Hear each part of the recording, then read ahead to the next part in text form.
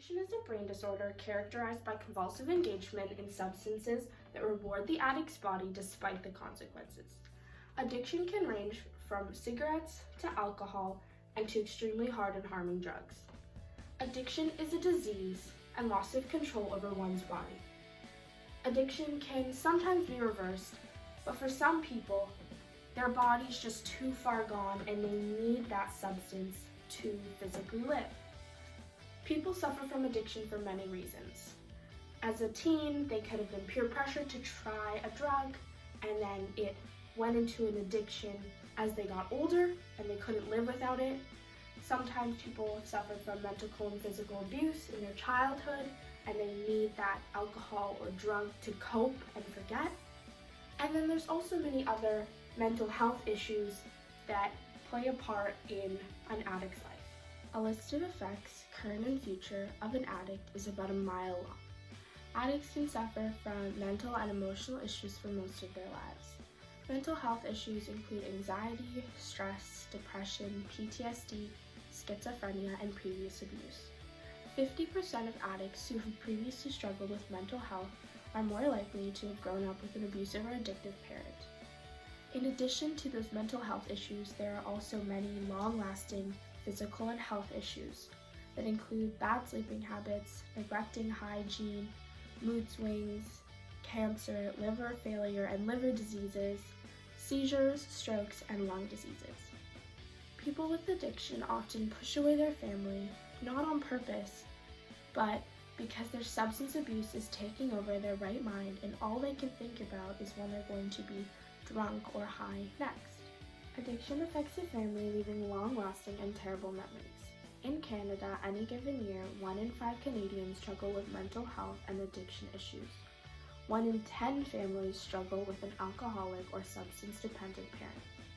Families with children aged 1 to 9 are affected very heavily because these young children are still developing their sense of perception and looking at their surroundings and thinking that this addict with these horrible actions is normal and okay.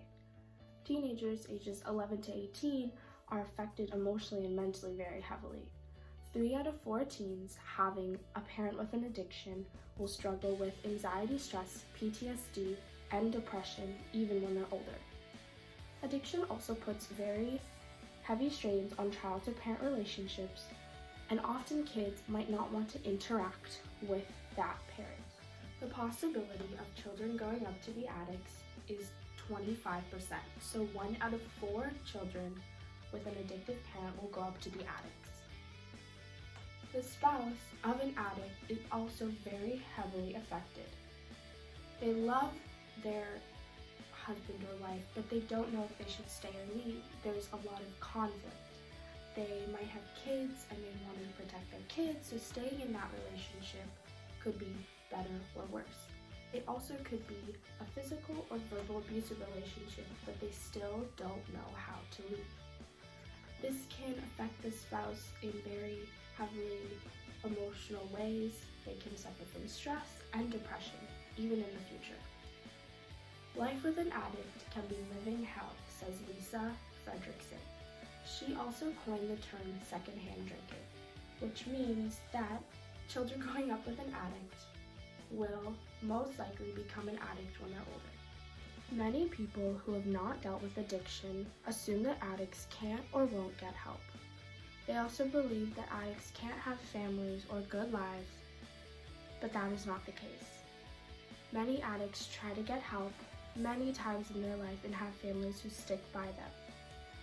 Addicts are viewed as disappointments or sick and diseased.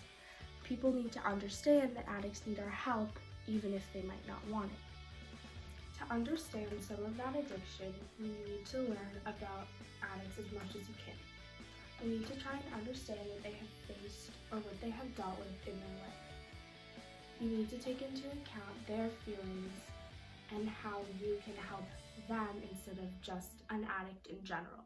It is specific to that person and what they suffer with, if it's alcohol or drugs or a serious mental health issue. Assumptions are made because people are not educated enough on addicts and the minds of addicts. People are scared about the addict's unpredictability and if the chance of helping them doesn't follow through or doesn't work. A personal connection that I can make to alcoholism and substance abuse is that it runs in my family. For example, my dad's brother has an alcoholism and substance abuse issue that has caused him to lose his family, as I see him very rarely, as well as not seeing my cousins. He rarely sees his kids, my dad, or his other siblings. His addiction has gotten so bad that he couldn't deal without that dependency. This is an example of an addiction that started when he was a kid, but there was a great deal of trauma in my dad and his siblings' upbringing, which impacts all of my dad's family. On the flip side, my mom's brother, who suffered from addiction, has now been clean and sober for 5 years. He talks to me sometimes about the daily struggle, but having a supportive family has made a difference for him. And this is why we need to understand an addict and how we can help them and how we should never assume what they've been through or how they act because we don't know why. I'm Jordan Pearson, and thank you so much for listening to my TED